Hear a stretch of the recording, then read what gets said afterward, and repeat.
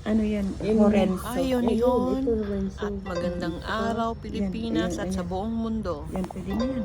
Ito na nga yung pang-apat na part at huling part kung saan nga naglalakad tayo ay hindi. Nakabisikleta pa uwi. Dalawa?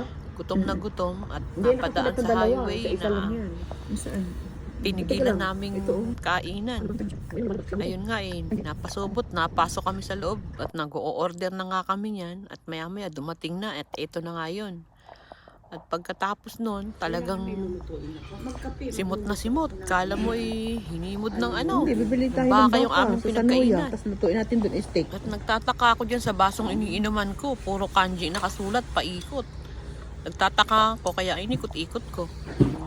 Tapos eto nga, nakita nyo naman, di ba? Simot na simot namin. Balat na lang ng isda ang natira. Kaya sa sobrang gutom, eto na. Uwi na nga kami pagkatapos niyan. Hinihintay ko lang makakain yung aking kasama. Saka doon, At big yan tayo na. ng ano.